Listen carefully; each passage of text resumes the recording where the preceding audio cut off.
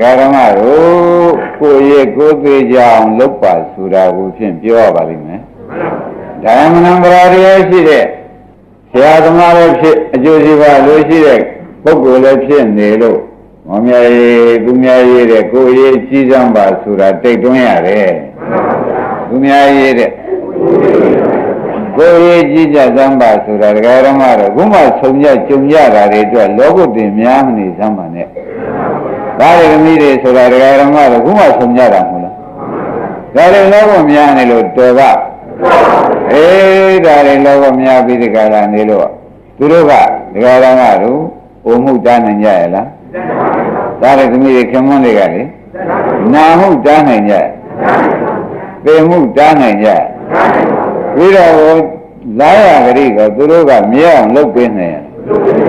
ဩဒါဖြင့်ဒကာရမတို့အပေါ်ယံနဲ့ခမည်းတော်ကအပေါ်ယံလေးကျူသွေးတာနဲ့ခမည်းတော်ကအရေးကြီးထင်ပြီးဒီကလာကိုယ်ရေးတွေဖြုတ်နေကြတာတဲနဲ့နာပါလားမနဲ့နာဘူးလားအေးဒါကြောင့်ခင်ဗျားတို့အကုန်ဖြုတ်ပြပါလို့ကိုယ်ရေးကိုဂိစိတ်စမ်းပါဆိုတာကိုဖြင့်လေးစားစွာနဲ့တိုက်တွန်းပါတယ်မတိုက်တွန်းနိုင်ဘူးလားအခုကိုယ်အခြေအနေကဘယ်ဆိုင်နေကြုံမေးတော့ကောင်းငင်မြောက်တဲ့ဒုက္ခအခြေအနေဆိုင်နေဘယ်ဆိုင်နေတခါတည်းအထက်မြောက်လိုက်တာအထက်နဲ့တည်ရမယ်ဆိုတာခဏပဲအာရဏရှိဘုံမှာရောက်ခြင်းရောက်လူချင်းကြီးပါလေရောက်ခြင်းရောက်ငါတကယ်လည်းအင်းနဲ့ကြိုင်တဲ့ရောက်ခြင်းရောက်ရေထဲကြခြင်းကြမြဲပါတယ်ရေထဲကြဆိုတာငါဖြစ်ရတယ်ပြောတာချင်းကြီးဘုံမှာကြတယ်ဆိုတော့ရှင်ဘောတော့ဖြစ်ရတယ်ပြောတာငါရှိဘုံမှာကြတယ်ဆိုငါရှိဘိုးတို့ဖြစ်ရတယ်ဆိုတာပြောလိုက်တယ်အဲ့ဒါကြောင့်ဒကာရမတော့မသေးကြသေးတာကိုသိကြအောင်လုပ်ပါဘယ်လိုတိုက်တွန်းပါလဲအဲ့ဒါခင်ဗျားတို့လူကတော့မသိဘူးပေါ့ဗျာအခုနောက်မကတန်ရုပ်ကြတာဒကာရမတို့ဝိဇ္ဇာတနာမချုပ်သေးကာလပတ်လုံးခင်ဗျားတို့ကောင်းငင်မြောက်တဲ့ဒုက္ခဖြစ်မှမလွတ်သေးပါဘူးဆိုတာတော့သိကြပါလားသိကြပါပါဘုကမောင်ခင်ဗျားဒီပဲအချိန်လေးဆိုင်နေပါလိမ့်မယ်နောက်ကဒကာရမတွေပဲအချိန်လေးဆိုင်နေကြတယ်ဘောပါပဲယနေ့တစ်ပြေးကြီးပြနှက်ဖြင့်ခွေးဖြစ်နေတယ်ယနေ့ပါသုတေသွားတော့နှက်ဖြင့်ဩကောင်းငင်မြောက်တဲ့ဒုက္ခလိုပဲယနေ့ရင်းကကြာနှက်ဖြင့်ဖျားကကြာပြီခမောင်ကြီးတော်ရပုံနာကြီးဆိုတော့ယနေ့တစ်ပြေးမဟုတ်လားတကယ်တော့နှက်ဖြင့်ပါတော့ဩဒါဖြင့်မမြဲတဲ့ဆိုးရလိုက်တာဟမ်အဲ့ဒါကြောင့်ဒကာတော်ကတော့ယနေ့တစ်ပြေးနှက်ဖြင့်ခွေးကိစ္စတွေကလည်းရှိယနေ့မိဖုရားနှက်ဖြင့်နောက်ရှိဖို့လို့ဆိုတဲ့ကိစ္စကရောယနေ့ရာနှက်ဖြင့်တန်းဆိုတာကရောဩတက်ခက်ပါလားဒကာရမတို့ဝိဇ္ဇာတနာမချုပ်ပြီဆိုမှဖြင့်ဖြစ်ကြံလို့ဖြစ်နေတဲ့ကောင်းငင်မြောက်တဲ့ဒုက္ခကိုကြားကြံလို့ကြားနေတဲ့ရေးရဖြင့်တို့စိတ်မအေးရသေးပါလားဆိုတာယနေ့တွေးပါစိတ်အေးရလားဒီနေ့ဒကာရမတွေတောင်းကိုယ်တော်ရတယ်နဲ့ပြန်ကောင်းကိုယ်တော်ဆွဲပြီးသေးလို့ကြွပြိတ်တာတွေမွေပြိတ်တာတွေမဖြစ်ဘူးယနေ့ဒီကားလို့ဆိုရင်ဖြင့်ကောင်းကိုယ်တော်ရလို့တစ်သေးပဲနဲ့ပြန်မွေဖြစ်ရတယ်ဆိုတော့မွေပြိတ်တာဖြစ်ရတယ်ဆိုတော့ဒကာသက်ကောင်းသေးယနေ့တစ်သေးနဲ့ပြန်ခွေးမကြီးဖြစ်တဲ့တတ္တဝတ္တဇမှာလည်းသေချာမလားဘူးယနေ့ဒီကားလို့ဆိုရင်ဖြင့်သူတစ်သေးပါပဲတဲ့သာဆွဲသေးသွားတဲ့ခါကျတော့နဲ့ပြန်ဥပခွေးကြီးဖြစ်ရတာဒီကောမထင်ရှားဘူးလားဒါဖြင့်ဒီဖြစ်ရဒကာဓမ္မတို့မှန်းကြည့်တော့မရှိတဲ့ဖြစ်ဘုကမောင်ပဲလို့ဆုံးဖြတ်ချက်ချမယ်မှန်းကြည့်တော့မရှိတဲ့ဖြစ်ကိုဖြင့်နေရတာစိတ်ချက်လက်ချက်သဘောလုံးလူတွေလည်းအများကြီးပါပဲဒကာဓမ္မတို့အားလုံးပေါ်မှာစေနာထားပြီးပြောနေတော့ဩငါတို့ဖြစ်ရအဖြစ်ဆိုးရှိပါသေးလားမှန်းကြည့်တော့ဘယ်မှမကြိုက်သေးပါလားပေါ်ကြဘယ်လိုပေါ်ကြမှန်းကြည့်တော့မကြိုက်သေးဘူးဆိုတာသိကြကြဒါပြန်မှန်းကြည့်ပေါ့အလုပ်ကိုပြန်လုပ်ဖို့မသိညာဘူးလားဗျာဒါရင်ဓမ္မတို့မှန်းကြည့်ပေါ့အလုပ်ကိုပြောပါတော့မယ်တဲ့မှန်းကြည့်ပေါ့ကြိုက်အောင်အလုပ်ကိုပြောပါတော့မယ်ဆိုတော့တဲ့မှန်းကြည့်ပေါ့ကြိုက်အောင်အလုပ်ကိုပြောပါတော့မယ်ဆိုတော့ဓမ္မမှန်းကြည့်ပေါ့အလုပ်ကိုပြောရရမယ်ဆိုလို့ရှိရင် ရှေ့ပိုင်းမှာသုတိမမပြောခင်1နဲ့3ပဲ1နဲ့3ညတာမှတ်ပြီတော့နော်1ကဲ2ကဲ3ညရဲ့ဥက္ကမဘယ်နှမျိုးရှိလဲ1ကဲ3ည1ကဲ2ကဲ3ညရဲ့နော်ဒကာဓမ္မတို့ဥပြထားတဲ့3ခုဒီပါပါလိမ့်1ကဲ2ကဲ3ညရဲ့ဒါလောက်ဆိုရင်ဖြင့်ဒါရှေ့ပိုင်းမှာတူတူနဲ့မိအောင်ပြောတဲ့ဂ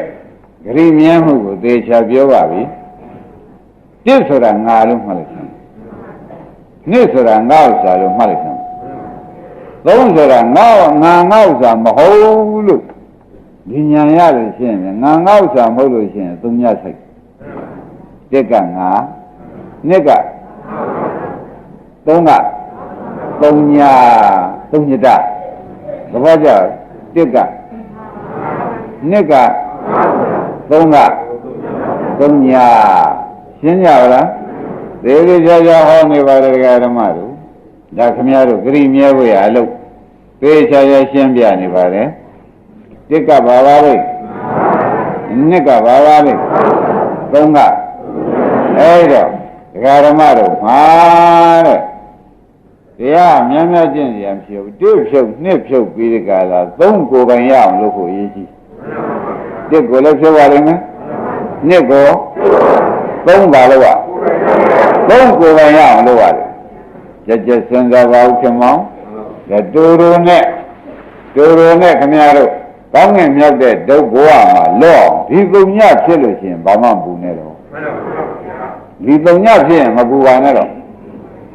တစ်ကဘာပါလိမ့်ငါဓမ္မတို့ငါနော်နှစ်ကဘာပါလိမ့်သုံးကဘာပါလိမ့်သုံးညာဒီသုံးလုံးနဲ့ခြေပိုင်းမှာဟောတာဖြင့်ဘုန်းကြီးတို့ဓမ္မတွေကမမေ့ကြပါနဲ့နော်မမေ့ကြပါနဲ့လို့သေသေးချာချာပြောရပါတယ်ရှိကဘုရားသခင်ကိုရမကြီးလက်ထက်ကငုတ်တို့ပါဠိတော်ကြီးများမှာလာတာကမောဂရာဇယံဆိုတယ်မောဂရာဇယံကရှင်ဘုရားဂရိမြဲခြင်းတဲ့ဖြစ်ရောဂါဂရိမြဲခြင်းပါတယ်ရောဂါဌာနလည်းမြဲခြင်းပါတယ်ဆိုတော့ကွာတစ်လုံးဖြစ်စီနဲ့နှစ်လုံးဖြစ်စီနဲ့သုံးညဖြစ်အောင်လုပ်လိုက်ကွာမြဲတာပါပဲဘာလဲလုံးကြရမှာဘာဖြစ်အောင်လုပ်ရသုံးညဖြစ်အောင်လုပ်ရဒကာရမတို့တကယ်လို့မှတ်ကြစံပါသည်ဟာအတော်ကြီးပါတယ်ဆိုတဲ့ဥစ္စာကိုဖြင့်ခမည်းတော်မှာကောင်းငင်မြောက်တဲ့ဒုက္ခဘဝမှာလွတ်တဲ့နေရဖြင့်ဒကာရမတို့တစ်မဖြစ်ဖို့နှစ်မဖြစ်ဖို့သုံးညဖြစ်ဖို့အရေးကြီးတယ်။ဘာဖြစ်ဖို့အရေးကြီးပါလဲ။တစ်လည်းမဖြစ်စေနဲ့နော်။နှစ်ကောဘာဖြစ်ရ။သုံးညဖြစ်ဖို့အလုံးစုံအရေးကြီးတယ်ဆိုတာပေါ်လာကြ။အေးဒါကြောင့်ဒီလောက်ဆိုလို့ရှိရင်ဖြင့်တရားကလည်းတူပြန်ခဏနဲ့လည်းပြပြန်ဆိုတော့ဥက္ကမမမမိစရာမရှိပါဘူး။ခိုင်းတာဖြင့်ဒကာဓမ္မတို့ဒီကနေပြီးဒီကလာမနေ့ကပြောခဲ့တယ်မက၅ပါးနဲ့ခန္ဓာကိုယ်ရဲ့ဓာတ်လေးတွေကဝေဒနာဆိုကြပါစို့စိတ်ဖြင့်လည်းစိတ်ဆိုကြပါစို့နော်ငါစိတ်မဖြစ်စီနဲ့သဘောကျငါစိတ်ဒီဥစ္စာဒကာဓမ္မတွေတင်းနံပါတ်ကငါမဖြစ်စီနဲ့ဆိုတာပေါ်လာတင်းနံပါတ်ကဘာလဲနဲ့နံပါတ်ကဒီဥစ္စာကိုတဲ့ငါစိတ်ကလေးငါစိတ်မစမ်းနဲ့ဆိုပြီးငါပိုင်တဲ့သဘောမျိုးနဲ့လည်းပြောတတ်ပါတယ်။ချင်းကောမထင်တတ်ဘူး။ဒါဖြင့်တစ်ကစိတ်ကိုငါထင်တယ်နှစ်ကစိတ်ကိုငါဥစ္စာထင်တယ်။သဘောကျလား။တစ်ကစိတ်ကိုဘာထင်ပါလဲ။ငါထင်တယ်ဆိုတော့ဒိဋ္ဌိသွားဖြင့်အတ္တဒိဋ္ဌိသွားဖြင့်ငါဥစ္စာထင်တော့အတ္တတိယဆိုတာဥက္ကမောင်သွားဖြစ်တကားကဘာသွားဖြစ်တယ်အတ္တနိယဆိုတာငါ့စိတ်ကလေးတစ်လုံးနဲ့ကိုငါထင်အတ္တငါ့ဥစ္စာထင်အတ္တနိယတွေဖြစ်ပြီးဒီကလာနေတော့အတ္တနိယပြုတ်လို့ရှိရင်ဒကာဓမ္မတို့သောတာပန်ဒီတော့ဂရိမြဲဥက္ကမောင်သောတာပန်ဒီတော့ဂရိမြဲဘူးလားဒါဖြင့်ငါငါဥစ္စာမဟုတ်ဘူးဒီဥစ္စာငါဥစ္စာမှာစိတ်သုံးတဲ့ခြေနေရောက် တရားဓမ္မတို့ရှုရတယ်ငါငါဥစ္စာမှစိတ်သုံးတဲ့အခြေအနေရအောင်ရှုရတဲ့ခါကျတော့ဒါငါလည်းမဟုတ်ဘူးစိတ်ကလေးတစ်ခုကိုပေါ့လေငါလည်းမဟုတ်ဘူးငါဥစ္စာလည်းမဟုတ်ဘူးဟုတ်လားကဲငါငါဥစ္စာမှစိတ်သုံးတဲ့သုံးညရည်ရှင်းငါငါဥစ္စာမှစိတ်သုံးတဲ့ဘာလို့သုံးညတဖြစ်အောင်တရားဓမ္မတို့သုံးညဖြစ်အောင်ဥက္ကမောင်လုပ်ရလိမ့်မယ်ဒါဘယ်စိတ်ဝေဒနာရှုလဲဒီတိုင်းစိတ်ရှုကောရုပ်ရှုကောဒါဖြင့်ငါလည်းမဖြစ်စီနဲ့ငါဥစ္စာတော့ဘာဖြစ်အောင်လို့သုံးညဖြစ်အောင်ငါငါဥစ္စာမှစိတ်သုံးတဲ့သဘောဖြစ်အောင်လုပ်ပါဒါအမှန်မိတဲ့တရားလို့မှတ်ကြမှာမတမ်းမိတဲ့တရားဆိုတော့အဲ့ဒီမှာမောဂရာဇာယံဟောလိုက်တာကဘုရားသခင်ကိုရမကြီးကရှင်ဗျာတဲ့တပည့်တော်ကောင်းကင်မြောက်တဲ့ဘဝကောင်းကင်မြောက်တဲ့ဒုက္ခဘဝမှာလည်းလွတ်ချင်ပါလေပေမင်းမမြင်ရဌာနကိုလည်းတပည့်တော်သွားကြတယ်ဗျာမင်းဒီလိုလုပ်ပါလားကွာဆိုတော့သုံးညတော်လောကအဝခေတုဆိုတော့သူ့ဟောတာရင်းပြီလားသုံးညတော်လောကအဝခေတုမောဂရာဇသရာတော်အတ္တနုဒိဋ္ဌိဣဟုဇဧဝံမေဇသရောတိယဧဝံလောကံအဝခန္ဓာမေဇုရာဇနပတ္တိပေမင်းတော့မမြင်ပါဘူးကွာမင်းသွားမယ်နေရာဌာနနောက်ကြီးဘုံတို့လူကျင်ကြီးဘုံတို့ခေါင်းကခွေးဘွားတို့ဆိုတာအသာထားပါတဲ့အဲ့ဒါသိရရှိပါသေးတယ်ကိုကသူ့ကိုမမြင်တဲ့စီရောက်ပြီဆိုတော့နိဗ္ဗာန်ရောက်ပြီပြောဒီကမြဲကြရှိသေးရဲ့လားအဲ့ဒါကြောင့်ဒကာရမတို့တစ်ခုတစ်ခုရှုလိုက်တဲ့အခါကျတော့ဒီနာမှာစားကျင်တဲ့စိတ်ကလေးဝှက်ချင်တဲ့စိတ်ကလေးဝန်နဲ့ပေါ်လာတယ်ဆိုကြပါစို့ခင်းကျင်တဲ့စိတ်ကလေးပေါ်လာတယ်ဆိုကြပါစို့အဲ့ဒါတွေကြည့်လိုက်တဲ့အခါကျတော့ဒကာရမတွေကငါလားဆိုတော့မဟုတ်ပါဘူးစိတ်ပါငါဥစ္စာလားဆိုတော့ငါဥစ္စာလည်းမဟုတ်ပါဘူးဒီကစိတ်သဘောပါပဲဟုတ်လားငါလားလို့ပြောတော့ဘယ်နဲ့လဲစိတ်ပဲဥက္ကမောင်ငါလားမေးတော့ဘာလဲငါဥစ္စာလားလို့မေးပြန်ငါဥစ္စာလည်းမဟုတ်ပါဘူးဒီကစိတ်ဆိုတာအာယုံကြောကလှုပ်ထားတာပါငါလည်းလှုပ်ထားတာဟုတ်ကဲ့အာယုံကြောကစိတ်ပေါ်တာဒါဖြင့်ငါလည်းမဟုတ်ငါဥစ္စာရောနောက်ရှင်းမှတ်တဲ့နဲ့ဒါတွေကဒကာတော်ကတော့ငါဥစ္စာမဟုတ်ကြောင်းကိုသူကဖြတ်ကနေပြောက်မပြဘူးလားပြောက်ပြလိုက်တဲ့အခါကျတော့ငါလည်းမဟုတ်ငါဥစ္စာလည်းမဟုတ်ပါလားသဲတဲ့သုံးညတသဘောပါလားငါဥစ္စာမှစိတ်တဲ့သဘောပါလားလို့မြင်အောင်ကြည့်လိုက်ဒီစိတ်ကလေးမြင်အောင်ကြည့်ပါဒီစိတ်ကလေးချုပ်ပြောက်သွားတာမရှိတာမြင်အောင်ကြည့်လိုက်စမ်းပါသဘောပါကြဒါဖြင့်စိတ်ကလေးတစ်ခုပေါ်လာလို့ရှိရင်ဖြင့်ငါလားဒကာဓမ္မတို့ငါတော့မဟုတ်ဘူးစိတ်ပဲငါဥစ္စာလားလို့မေးပြန်တော့စိတ်ဆိုတာသမင်းစားခြင်းသမင်းကြောင့်ပေါ်တာဟင်းစားခြင်းသူများလောက်ထားတဲ့စိတ်ဆိုတော့ငါဥစ္စာလို့ဆိုနိုင်မှာအာယုံဓာရကလောက်ထားတဲ့သာသမားများအတွက်နော်အဲ့ဒါငါဥစ္စာကဟုတ်ပါရဲ့ကြည်ရင်မှတန်တဲ့ဒီစိတ်ကလေးပါဖြစ်သွားချုပ်ပြောက်သွားတယ်အဲ့ဒါချုပ်ပြောက်သွားတော့ငါလည်းမဟုတ်ငါဥစ္စာလည်းမဟုတ်ဘူးတဲ့ငါဥစ္စာမဟုတ်တဲ့တရားလို့မသိကြဘူးလားသိကြတဲ့အခါကျတော့ငါလည်းတိဆိုတဲ့ငါဘောဟုတ်သေးရဲ့နှစ်ဆိုတဲ့ငါဥစ္စာရောဒါလည်းငါဥစ္စာမဲ့တော့ဘာဖြစ်သွားပါသုံးညဖြစ်သွားတယ်သုံးညတဖြစ်သွားတယ်လို့အဲ့ဒီကြောင့်ဒကာရမတွေကရှုလို့ရှိရင်ငါကငါးပါးနဲ့ရှုပေးစိတ်ကလေးပေါ်လာလို့ရှိရင်ငါလားဒကာရမတို့မဟုတ်ပါဘူးစိတ်ပဲဒါလေးလည်းဖြေထွက်ကြပါဒကာရမတို့ဘယ်စိတ်ပေါ်လာလားဒကာရမတို့အိတ်ချင်တဲ့စိတ်ကလေးပေါ်လာတယ်ဒါလေးကငါလားစိတ်ကနော်သင်္နမေတ္တာစိတ်ပဲသင်္နမေတ္တာစေသိတ်တို့ဒါပဲရှိတာပဲဒေါသစိတ်တို့ဒါပဲရှိတာပဲငါဥစ္စာလားလို့မဲတော့သင်္နမေတ္တာဆိုတော့ဥစ္စာဒကာရမတို့တူပိဋကလာတာသမင်းအစိမ့်အိမ်တွေစားခြင်းတွေဟူသောအာယုံတွေကြောင့်တက်တဲ့သဘောဖြစ်ပိဋကလာတာအဲ့ရရင်းမြင်းတို့အိတ်ချင်တဲ့စိတ်အစားတွေဟောင်းမရလို့အိတ်ချင်တဲ့စိတ်ဆိုလို့အကြောင်းတွေကြောင့်ဖြစ်တဲ့တရားဆိုခြင်းကြောင့်ငါဥစ္စာလားငါဥစ္စာမဟုတ်ဘူးကြည့်နေတော့ဓမ္မတို့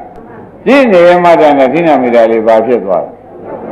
အဲ့ဒါကြောင့်ဘုရားကသံခိတ္တစိတ်တံသံခိတ္တစိတ်တံဒီပဇာနာတိကွာ သမုဒိယဓမ္မာနုပါတိဝါဝေယဓမ္မာနုပါတိဝါတဲ့အဲ့ဒါလေးဖြစ်တာပြက်တာကြည့်လိုက်စမ်းกว่าအဲ့ချင်းတဲ့စိတ်ကလေးကဒကာဓမ္မတွေရှိသေးရဲ့လားမရှိတော့ငါပဲဟုတ်သေးရဲ့လားငါဥစ္စာဘာဖြစ်သွားငါဥစ္စာမှာစိတ်သုံးတဲ့သုံးညတဖြစ်သွားငါဥစ္စာမှာစိတ်သုံးသွားတဲ့ဘာခေါ်ကြလဲငါဥစ္စာမှာစိတ်သုံးသွားတဲ့သုံးညတဝါသုံးညသဘောကျဒါဖြင့်ဥပအောင်လို့သုံးညဖြစ်ဖို့တည်ရေးကြည့်ပါလားမကြည့်ဘူးလားတကယ်ဒါဖြင့်ဘာလို့ပေါ်ဒီသုံးကြောင်ဒကာဓမ္မတွေအရောက်သွားစမ်းကဲစိတ်ကလေးကပြန့်လွင်တယ်ငါပြန့်လွင်နေတယ်ဆိုတာကဟုတ်ပါရဲ့သူအာယုံကြောင့်ပြန့်လွင်တဲ့တရားအာယုံကြောင့်ပေါ်လာတဲ့တရားဖြစ်သောကြောင့်ငါဥစ္စာကဟုတ်ပါရဲ့တော်တော်ကြည့်လိုက်တဲ့အခါတော့ချုပ်မသွားဘူးလားချုပ်ပြောက်သွားတယ်ဆိုတာမသိကြဘူးလားဒါဖြင့်ငါဟုတ်ကြလားငါဥစ္စာဟုတ်ကြလားဘာဖြစ်သွားပါလဲသုံးညတာပြည့်တယ်ငါဥစ္စာဖြစ်မှစိတ်သုံးသွားရှင်းကြပါလားအဲ့ဒီလိုပေါ်တိုင်းဒကာရမတွေပြက်သွားရင်အော်ငါဥစ္စာမဟုတ်တာသုံးညပဲငါဥစ္စာမဟုတ်တာပဲသုံးညပဲလို့ဒီလိုပဲရှုသဘောကျလားပြက်တိုင်းဘယ်လိုရှုရမလဲငါဥစ္စာမဟုတ်တဲ့သုံးညကြီးပဲဆိုတော့ကဲနောက်ကြတော့နားလဲပါပြီတဲ့ငါလည်းပြုတ်ပြီးသားဖြစ်သွားတယ်ငါဥစ္စာရော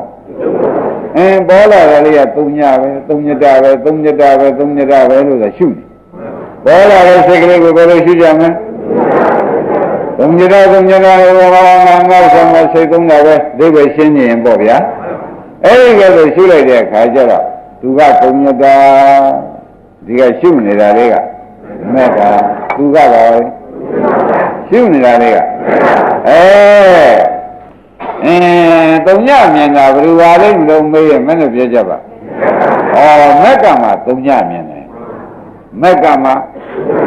အဲ့ဒါကြောင့်ဘာပေါ်လာလားဘယ်စိတ်ပေါ်လာလားဘယ်ဝေဒနာပေါ်လာလားဒကာရမတို့ငါလည်းမဟုတ်ငါဥစ္စာလည်းမဟုတ်သုံးညတာကဟုတ်ကြီးရှင်းမလားငါလည်းငါဥစ္စာဘာဟုတ်ပါသုံးညတာကဟုတ်တယ်လို့ဒကာလည်းညာနဲ့တဲ့ပြီးရှိလိုက်တော့သူကသုံးညတာအာယုံကသုံးညတာရှုတာက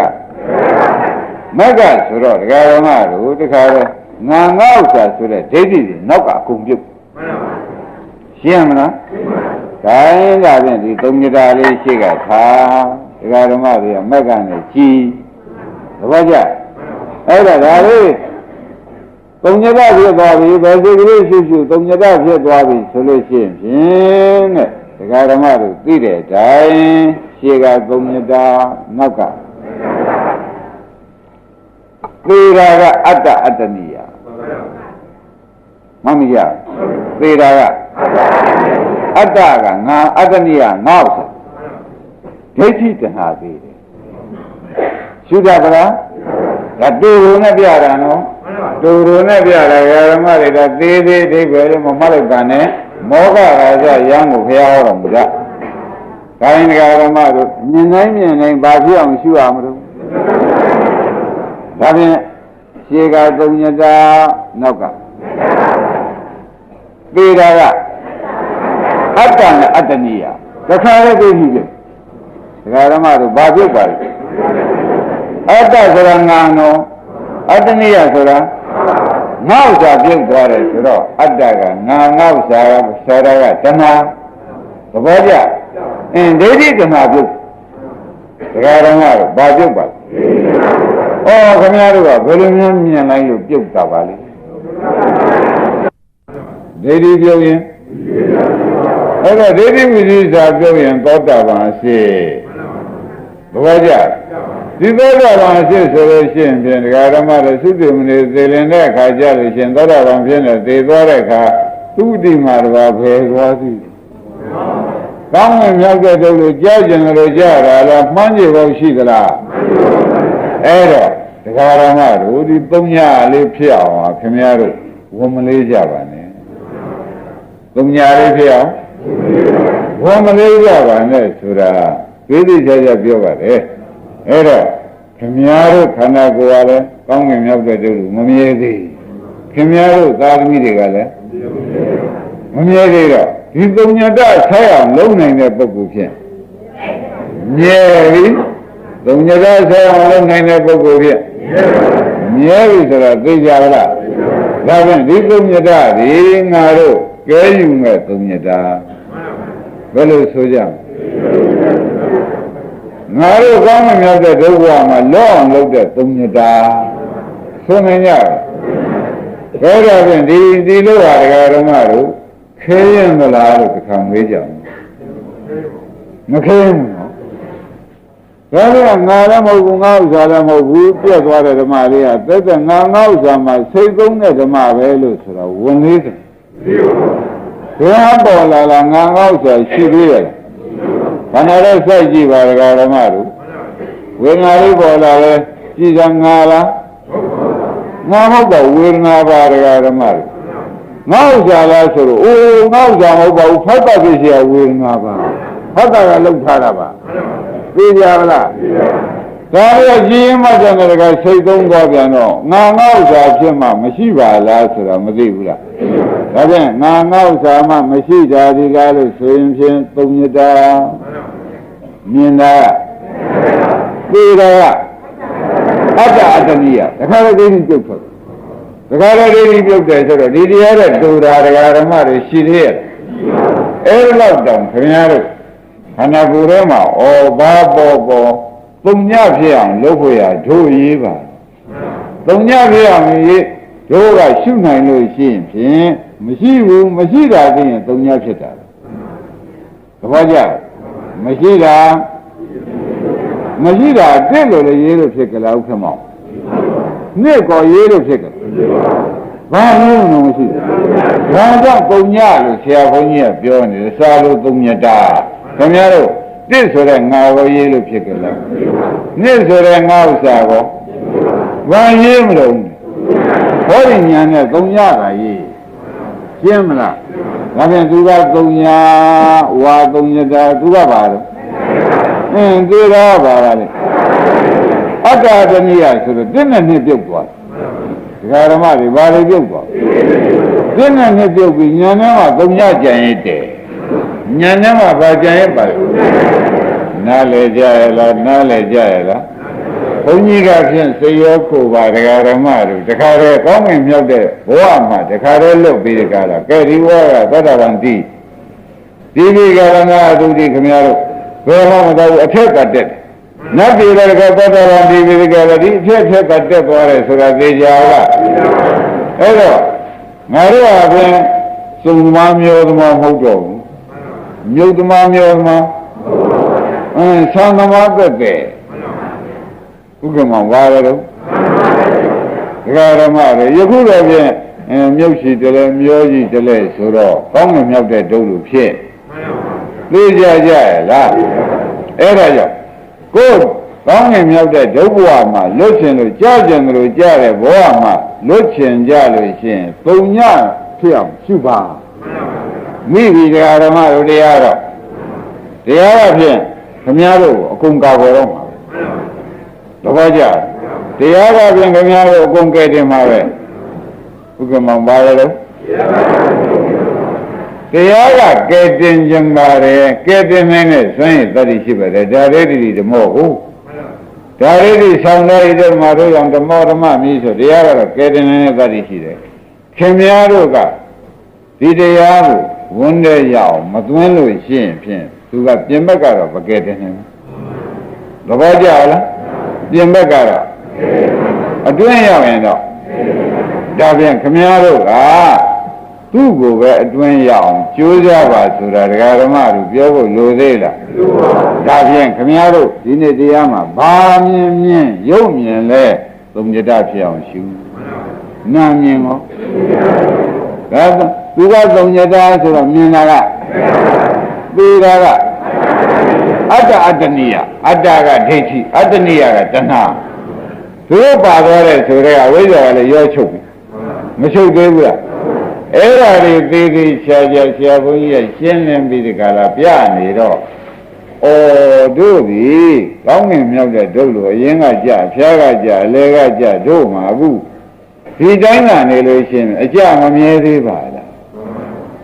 သဘောကျလားငရဲရကြနေနေဆိုတော့ကနာအတုတိကောတိရစ္ဆာန်ကုန်လို့ဘောနေတယ်ဆိုတော့ကိုမှန်းကြီးပါသေးရဲ့ဟောတာကတော့ကိုမှန်းကြီးအထက်သာဆန်းတယ်ဒကာဓမ္မတွေကကိုမှန်းကြီးပဲအထက်သာဆန်းတော့အောက်မစုံတော့ပါဘူးဒါဖြင့်ဒကာဓမ္မတွေဘယ်လိုရှုရင်အထက်ဆန်းမလဲပုံညဖြစ်အောင်ရှုစမ်းပါအားလုံးဒကာဓမ္မတွေဘာလို့ဖြစ်အောင်ရှုရမလဲဒါကြောင့်ဘုရားသခင်ကိုရမကြီးကမောဂရာဇမောဂရာဇယံလောကမင်းတို့ပဏ္ဏနဲ့ဖြစ်တဲ့ဝေဒနာပညာစိတ်အစရှိပြီးတို့ကိုပုံညတော့ပုံညတာဆက်အောင်အဝေခတုသိစဉ်ကိုရှုပေးกว่าဒါလေးပုံညတာဆက်အောင်ရှုပေးရုပ်ကိုလည်းပုံညတာဆက်အောင်ဝေဒနာပေါ်လာရင်ပုံညတာဆက်အောင်ရှုပါစိတ်ပေါ်လာရင်မဆိုင်เสียရောဥပအောင်ရှိသေးတယ်စိတ်ဟာလည်းစိတ်ကလေးတစ်ခုပေါ်လာတယ်ဒေါသစိတ်ကလေးပေါ်လာတယ်ဒကာဓမ္မတို့ဒါငါလားလို့မေးတော့ဒေါသစိတ်ငါဟုတ်ကလားငါဥစ္စာလားလို့မေးတော့ဒီဒေါသကသမီးနဲ့မတည့်လို့ဖြစ်တဲ့ဒေါသသမီးကအညောင်းဖြစ်တယ်ကိုလောက်တာဟုတ်သေးရဲ့လားဟိုအာယုံကလောက်ထားတာဆိုတာမသေးကြဘူးလားအဲ့တော့ငါဥစ္စာကဟုတ်ပါရဲ့ကြည်မတဲ့နေရာလေးချုပ်သွားတော့ကိုဒကာဓမ္မတို့ငါဥစ္စာမှာစိတ်သုံးတဲ့တရားဖြစ်နိုင်မဖြစ်နိုင်ဒါဖြင့်ဒီတရားဘာတရားခေါ်ကြမလဲသုံးညရတရားကိုဒကာဓမ္မတွေကသုံးညရစိုက်တိုင်းစိုက်တိုင်းဒီကနောက်ကနေမက်လိုက်ပေးသမယ်သုံးညတာမက်ကတခါကြရှေ့ကဘာလဲနောက်ကသုံးညတာနောက်ကမက်ကလိုက်လိုက်တဲ့ခါတော့အတ္တတဏိယာဘာဖြစ်လဲဒီမက်ကဖြတ်ပါလေသူတို့ရှိမှသာရင်ဒကာဓမ္မတို့ဂရိမမြဲပါဘူးအတ္တတဏိယရှိရင်တော့ဂရိမမြဲပါဘူးအတ္တကငါနောအတ္တနိယကဒါအတ္တကဒိဋ္ဌိအတ္တနိယကလောဘသိကြလားအတ္တကအတ္တနိယကလောဘဒိဋ္ဌိနဲ့လောဘပါလားပေါ်ကြအဲ့ဒီဒိဋ္ဌိနဲ့လောဘမပြုတ်ဘူးလားပြုတ်တယ်ကိုကဥက္ကမောင်ရေမောဂရာဇယံသုံးညနာလောကအဝခတုမောဂရာဇသရာကတော့သရာခါခါသိတတော်သတိရှိသည်ဖြင့်လောကယုံနာလောကသုံးညတော့သုံးညနာဆိုင်အဝခတုရှုလိုက်စမ်းပါကွာအေဝံဤသောလောကကြီးကိုအဝကနာစေစဉ်ငမှုကြည့်ရှုသောပုဂ္ဂိုလ်သည်မေစုရာဇာသေမင်းသည်နပတ္တိမမြင်တော့ဘူးဘယ်နိဗ္ဗာန်သွားမဲ့ပုဂ္ဂိုလ်သေမင်းကမြင်သေးရဲ့လားမြင်ပါဘူးနိဗ္ဗာန်သွားမဲ့ပုဂ္ဂိုလ်သေမင်းကမြင်သေးရဲ့လားဒါဖြင့်တို့အလုပ်ဒီသိပြီပင်မနဲ့အလုပ်လားပေါ်လာတဲ့ဓမ္မကိုငါဥစ္စာမဟုတ်ကြောင်းသိဖို့အလုပ်ပဲပေါ်လာတဲ့ဓမ္မတွေဘယ်နဲ့ဆိုကြမလဲငါဥစ္စာမဟုတ်ကြောင်းသိဖို့အလုပ်ပဲဒါဖြင့်ဒီတရားဒီတရားဓမ္မတို့သူတိမှလည်းပြောအောင်မှဖြစ်လို့ဒီအတူကကလေးတွေလည်းခမရတို့အိမ်ရှိပြပါစီလို့အမျိုးမျိုးကိုတန်စာရှင်ပြောနေရဒါကရှုတာဟုတ်ပြောရှင်းပြီနော်ဒါဖြင့်ဘယ်တရားပေါ်လာလားသုံးညတဆက်အောင်ရှုသဘောကျဘယ်တရားပေါ်လာဟုတ်ကောင်းမဟုတ်လားငါရဒီတရားတွေငါဥစ္စာလားဒါဖြင့်ငါဥစ္စာမှာစိတ်သုံးတဲ့တရားဘာခေါ်ကြမလဲသူကသုံးညတာစိုက်တော့ဘူးဒီရှုတာကသေတာကအတ္တတဏိယဆိုတော့ဒနာဥပါဒံကံမေဥက္ကမောင်မေဥဝါတော့အကုန်ချုပ်ကုန်ပြီဇာတိသရမရဏတွေလာနိုင်သေးရဲ့လားဒါဖြင့်ဒကာဓမ္မတို့ဇာတိသရမရဏတွေချုပ်ရသိမ်းရငြိမ်းရဖြစ်တဲ့နိဗ္ဗာန်ကိုပဲဒကာဓမ္မတို့သောတာပတိမရတယ်ဆိုတော့ထက်သူဆန်းလေးမဆုံးရကောင်းမယ်ဆိုလို့ရှိရင်လည်းလာရဂရိကိုပဲရှိသေးရဲ့လားလာရဂရိမရှိဘူးဆိုတဲ့ဥစ္စာကိုသိကြပါလားဒီပြန်ဟာဒီမှာလာရဂရိတွေကရှိနေတဲ့ဥက္ကမောင်ကြီးလာရဂရိဆိုတဲ့ဥစ္စာသွားရဌာနကိုဆိုပါလေဂရိမိဂာနံပဝနံကိုဗျာစာကလာတာမိဂာနံသာသမင်တွေဂရိလာရကပဝနံတော်ဒီသာသမင်တို့ငှက်တို့ အစသာသမင်တို့ကခင်ဗျားတို့စဉ်းစားကြည့်ခင်ဗျားတို့က6လိုက်လမ်းလိုက်လို့ရှိရင်ဘယ်မှမပြေဘူးတော်တယ်ပဲပြေသာသမင်တွေကခင်ဗျားတို့က6လိုက်လမ်းလိုက်ရင်ပဲပြေပါလေအဲ့ဒါကြောင့်ဂရိမိဂန္ဓပဝနာမိဂန္ဓသာသမင်တို့ဂရိလာရကပဝနာတော်ပြီတော်တယ်ကပြေးလို့ရှိတယ်နော်အာဂါသောပက္ခိဏံဂရိငှက်များကတော့မောင်းလိုက်လို့ရှိရင်ဖြင့်ကောင်းငင်ပြန်ပြေးတာပဲငှက်များငှက်တွေလာရကတော့ဘာပါလဲဂရိမိဂန္ဓဘောနအာဂါသောပက္ခိဏံဂရိဆိုတဲ့တိုင်းနဲ့ဒကာဓမ္မတို့သာသမင်ကတော့တော်ပြေးတယ်သဘောကျလားသာသမင်ကတော့ပဲပြေးတယ်သူတို့အာကိုရဒါပဲထင်တာပဲအာဂါသောပက္ခိဏံဂရိဝိဘောဂိဓမ္မနာခမည်းတော်ဟောဒီတရားလေးဟာစိတ်တရားဝေဒနာတရားလေးကတော့ပျောက်ပြက်တာသူတို့ဂရိကိုမှတ်ပါအဲ့ဒီဂရိမြင်ဖို့အရေးကြီးပါတယ်ဝိဘောဂရိဓမ္မနာဓမ္မနာယုံနာဓမ္မတွေဝိဘောကင်းရသည်ဂရိပဲသူတို့လာရပဲဆိုတော့ဒကာဓမ္မတို့မြင်ဖို့ရတာဒါလေးသိအရေးကြီးပါတယ်ပုံညဖြစ်သွားတဲ့အမြင်လေးဆိုတော့သူဘယ်ပြေးသွားတယ်လို့သိသေးရဲ့လားဒကာဓမ္မတို့ပျောက်သွားတော့ဘုံညကမဖြစ်သေးဘူးလားအဲ့ဒါကြောင့်ဝိဘောဂရိဓမ္မနာတရားတွေဝိဘောကင်းခြင်းဒီဂရိပဲတဲ့ချုပ်ပြောက်သွားတာသူဂရိပဲလို့မှတ်လိုက်သမ်းပါသူကမောင်မှတ်မိလားဒါပြန်ဂရိပဲမျိုးပြီးသားသာသမင်တွေဂရိကတော့ငှက်တွေသွားရကယုံနာဓမ္မဖြစ်ပြတွေယုံနာဓမ္မတွေလာရကတော့ဘာတော့မရှိတာကြောက်ပြချင်းမရှိတာပဲအဲ့ဒါမြင်လို့ရှိရင်ဒါသုံးညတဆိုင်တာယုံနာဓမ္မတို့ဒီဃာဓမ္မတို့ရှုတိုင်းပျောက်ပြက်မသွားဘူးလားပျောက်ပြက်သွားတာမြင်လို့ရှိရင်ယုံနာဓမ္မတွေလာရဂရိပဲရှင်းပြီ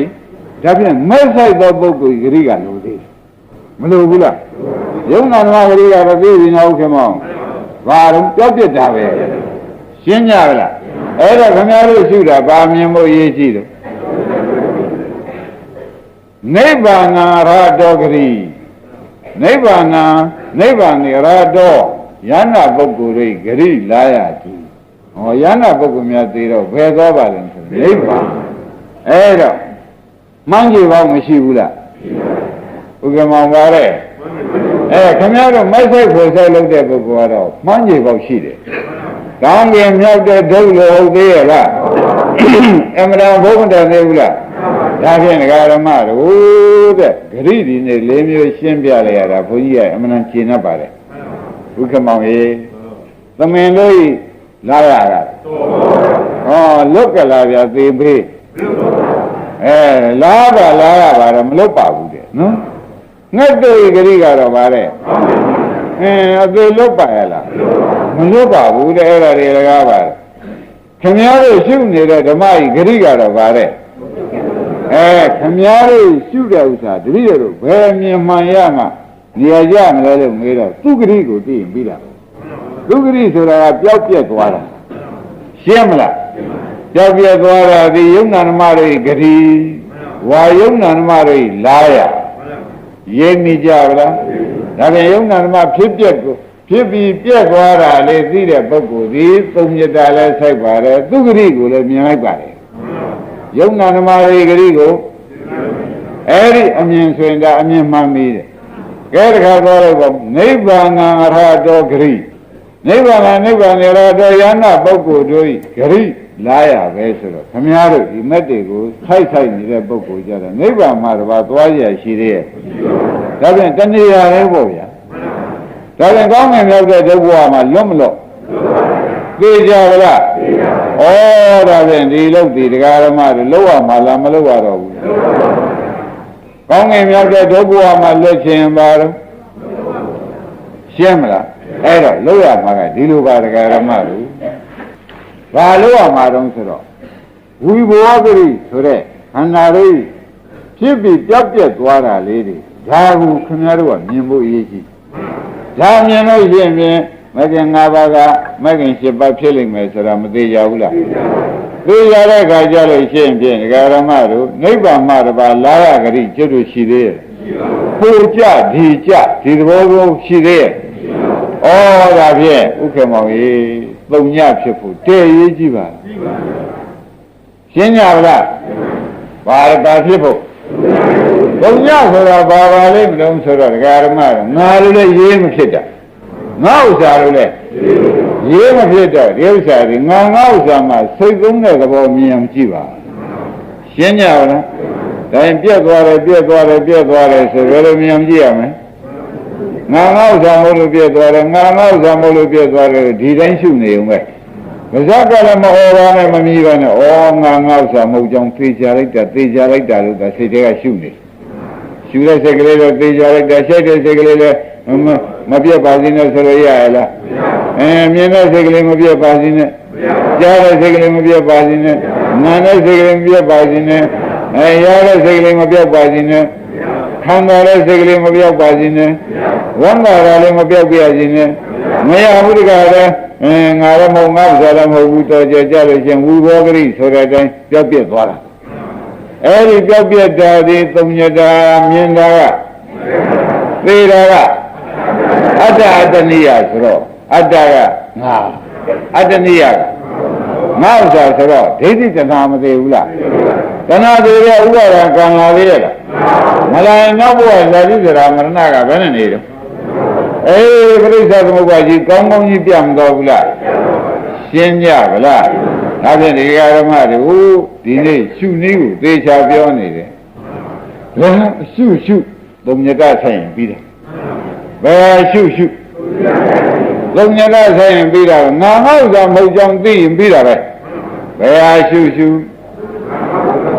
ငါဥစ္စာမဟုတ်လို့ပြတ်သွားတာပဲပျောက်သွားတာပဲလို့သိလို့ရှိရင်ဝိဘောဂရိဆိုတာမှန်ပြီမှန်တယ်ဘူးလားသဘောပါကြခိုင်းဒါဖြင့်ဒီဟာရုပ်ပေါ်လာရင်လည်းဒီတိုင်းရှုပါဝေဒနာပေါ်လာရင်စိတ်ပေါ်လာရင်ပညာသင်္ခါရပေါ်လာရင်ဒါဖြင့်တစ်လည်းမဖြစ်စီနဲ့တစ်ဆိုတာဘာပါလဲနှစ်လည်းမဖြစ်စီနဲ့ဘာပါလဲသုံးညဖြစ်ပါစီဆိုတော့ဘယ်လိုပါလဲငါဥစ္စာမဟုတ်ကြောင်းကောင်းကောင်းသိပါစေဆိုတာသိသိချာချာပြောပါတယ်ရှင်းကြပါလားဒီထဲမှာတော့ပြောနေရဲ့နဲ့မတ်တနဲ့မှာဒကာဓမ္မတွေခန္ဓာကိုယ်ထဲမှာမရှုတတ်တဲ့ပုဂ္ဂိုလ်ပါစရာများမြင်သေးရဲ့သိသိချာလောက်ကြပါနော်သိသိချာချာလောက်ကြပါဆိုတာဘယ်နဲ့ကြောင့်လို့မေးတဲ့ခါကျတော့ခေါင်းကတရားရှိကလေးကဥက္ကမောင်ပါခဲ့ဒကာဓမ္မတို့ယနေ့မိဖုရားကြီးနတ်ဖြင့်နတ်ချီပိုးလို့ဆိုတော့မြဲကြကြံလို့ကြသွားဒီသုံးညတမဆိုင်လိုက်တဲ့အတွက်ဘယ်တော့ကြောက်เสียကောင်းယနေ့မိဖုရားကြီးနတ်ဖြင့်ငရေသားကြီးဆိုတော့ဒကာဓမ္မတို့မြဲကောင်းတယ်နောက်တဲ့လို့ကဟိုဘက်အပေသေးထိုးကြမကြဘူးလားယနေ့ရာကြီးနတ်ဖြင့်တန်ကြီးဆိုတော့ဒကာဓမ္မတို့မြဲဥဒိဋ္ဌကြီးကြတော့လေဥဒိဋ္ဌကြီးကြတော့ဒကာဓမ္မတွေယနေ့ရာဇေရုံကျောင်းမှာရာနတ်ပြည်အောင်သူ့သင်္ကန်းကောက်ပေါ်မှာတန်းကြီးဖြစ်ကောင်းသေးရဲ့လားအမှန်မဆိုးရဘူးလားအဲ့တော့ကျွတ်တော့မှာကောင်းတဲ့မြောက်တဲ့ဒုလိုပဲဒကာဓမ္မတို့အကြမြဲရဲ့လားဒါပြန်အကြမြဲပြန်ဘာရှုရမလို့ငကောလည်းသုံးညတပဲမဟုတ်ဘူးလားငကောလည်းဒကာဓမ္မတို့ဥမာမဒါလေးဟာစားကျင်တဲ့စိတ်ကလေးဥမာထားလိုက်စမ်းပါဥက္ကမောစားကျင်တဲ့စိတ်ကငါလားလို့မေးတော့ဘယ်ငါဟောမစိတ်ငါဟုတ်ကလားဘာပါလဲဒီစားကျင်တဲ့စိတ်ကလေးကဒကာဓမ္မတို့ငါဥစ္စာကဟုတ်ကလားဘယ်ငါဥစ္စာဟောမလို့သမင်းမြင်လို့စားကျင်တဲ့စိတ်ပေါ်လာတယ်သမင်းကလှုပ်တာဘယ်လိုကလှုပ်တာလဲသမင်းကလှုပ်တော့ငါဥစ္စာကဟုတ်ကလားသမင်းကြီးကတော့အာယုံကြွားကလှုပ်ထားတယ်ဆိုတော့မသေးကြဘူးလားဒါပြန်ငါဥစ္စာကဟုတ်ပါရဲ့လားဒါပြန်ငါလည်းမဟုတ်ငါဥစ္စာလည်းမဟုတ်ဆိုတော့ကြီးမှတဲ့နဲ့ပြောက်သွားပြန်တော့သူ့ဘက်နဲ့ဆိုကြမလို့သုံးညတဖြစ်သွားပြီဆိုတော့မသေးကြဘူးလားဒါပြန်ငါဥစ္စာမဟုတ်ကြောင်းမသေးကြဘူးလားအဲ့ဒါဒီအနတ္တကောင်းကောင်းပိုင်အောင်ရှုတဲ့နည်းကိုပြောနေတာဘာပြောတာပါလဲအနတ္တကောင်းကောင်းပိုင်အောင်ရှုတဲ့နည်းသေးသေးချာချာဟောနေတာဗာဒီနေ့သဘောပါလားဒါဖြင့်ဒကာဓမ္မတို့ဒီသုံးညလေးကခင်ဗျားတို့ကဲတင်မဲ့သုံးညပါလားဒီသုံးညတာပါတဲ့ ဒါပြန်ဒီသုံးညတမှာတပါးဒီပင်ဟာရှုမိလို့ရှင်မယ်ငါငါဥစ္စာလာတော့မယ်ငါလာလို့ရှိရင်ငါဥစ္စာနောက်ကလိုက်မယ်လိုက်လို့ရှိရင်ဖြင့်ဒိဋ္ဌိတဏှာဥပါဒံကံဇာတိစရမရဏမလာဘူးလားပရိစ္ဆေသမုပ္ပါကဖြတ်လို့ရသေးရဲ့လားအဲဒါကြောင့်ဒကာရမတွေငကူဝါမှာခမရတို့ကငါသားနဲ့ငါသမီးနဲ့ငါပစ္စည်းနဲ့ရှုပ်ရတဲ့ထဲမှာငါစိတ်တွေငါကိုယ်တွေနဲ့ရှုပ်မဲ့ဆိုလို့ရှိရင်ဖြင့်ကောင်းငင်မြောက်တဲ့ဒုလိုပဲကျင်ကြီးပုံပေါ်ကြလို့ကြနွားကြီးပုံပေါ်ကြလို့ကြရေထဲကြလို့ကြငါဖြစ်လိုက်ပေါ့ဗျာကောင်းနိုင်ကြရှိကြသေးရဲ့လားသဘောပါကြဒါဖြင့်တစ်လည်းမဖြစ်စီနဲ့ပါပါလေဒီဘက်ကငါမဖြစ်စီနဲ့နှစ်လည်းမဖြစ်စီနဲ့ငါဥစ္စာလည်းမဖြစ်စီနဲ့ငါဥစ္စာလည်းမဟုတ်ဘူးဗျသူများလှုပ်ထားတဲ့စိတ်ရုပ်ဟာလည်းသူများလှုပ်ထားတာသိရအောင်ဝေဒနာဖောက်တာပြည့်ရဝေဒနာလို့ခင်ဗျားတို့ရော့နေတာဖောက်တာကလှုပ်ထားတယ်ခင်ဗျားတို့လှုပ်ထားတာပါပါရဲ့လားသိကြပါလားဒါဖြင့်ဒကာရမတို့ဝေဒနာလေးတစ်ခုဥမှန်ထားလိုက်ပါတော့ငါလားမဟုတ်ပါဘူးဝေဒနာကောငါဥစ္စာလားဆိုတော့ငါဥစ္စာပဲငါလောက်ထားတာပြရမှာပေါ့ငါလောက်ထားတာဟုတ်ပါရဲ့လားမဲတဲ့ခါကျဟောတာပြည့်စရာဝေဒနာတို့ပရိစ္ဆေသမုပ္ပါကဟောတာရှင်းမလားဟောတာကလောက်ထားတာနော်ငါလောက်ထားတာဟုတ်ပါရဲ့လားငါလောက်ထားတာပြန်ငါဥစ္စာဆိုရင်ဆိုပေါ့ဗျာအခုတော့ဒီလိုဆိုရပါပါရဲ့လားမပါတော့ငါဥစ္စာကောတော့ကြပြောက်သွားပြီဒကာဓမ္မလို့ဒီဝေဒနာလေးကဘာဖြစ်သွားတယ်သုံးညတဖြစ်သွားပြီငါဥစ္စာမှစိတ်သုံးသွားပြီဘယ်နဲ့ဆိုကြအဲ့ဒါငါဥစ္စာမှစိတ်သုံးသွားတာကသုံးညတရှင်းမလားမြင်တာကသိတာကဟောအတ္တအတ္တနိယငါရောပေတယ်ငါဥစ္စာရောဟောတေဖို့တံမာလာဒကာဓမ္မတို့ပရိစ္ဆေသမုပ္ပါသေချာမပြဘူးလားခိုင်းဒီတိုင်းသုံးညတွေသုံးညတတွေ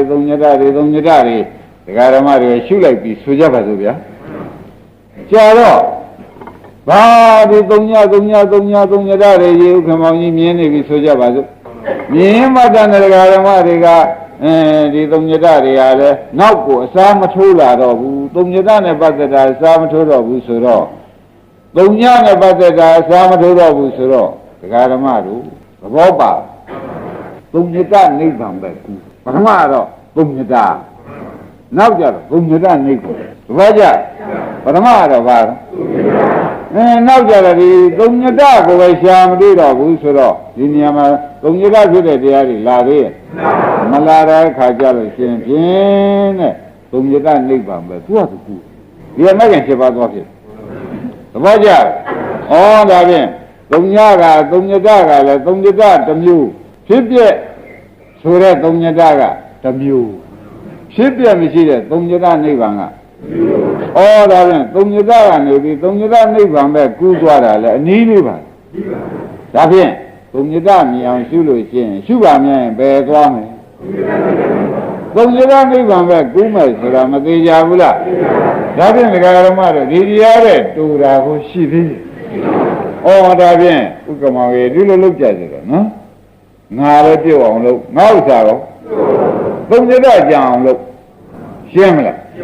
သုံးညတကြံအောင်လုပ်လိုက်တဲ့အခါကျတော့ရှုဒါသုံးညတပဲဒါသုံးညတပဲဒါငါဥစ္စာမဟုတ်တဲ့တရားပဲဒါငါဥစ္စာမဟုတ်တဲ့တရားပဲလို့ရှုရင်းမှတ်တယ်နဲ့ပဲဒီသုံးညတတွေကမလာတော့ယုံနာသုံးညတတွေလာသေးရဲ့မလာတော့ဒီနေရာမှာယုံနာနဲ့ပတ်သက်တာရှိသေးရဲ့ဒါဖြင့်ယုံနာနဲ့မပတ်သက်တဲ့နိဗ္ဗာန်ကဒီမှာအစားထိုးပေါ့ယုံနာနဲ့မပတ်သက်တဲ့နိဗ္ဗာန်လေးဒါဖြင့်သုံးညတနိဗ္ဗာန်ဆိုတော့ဒါသုံးညတမြင်နဲ့မဲ့ညာသွားဖြစ်မဖြစ်သေးဘူးလားအဲ့ဒါကြောင့်သုံးညတကနေပြီးသုံးညတနိဗ္ဗာန်ကူပါအမှန်တန်နိကပါတယ်ဆိုတော့ပေါ်လာကြရှင်းပြီနော်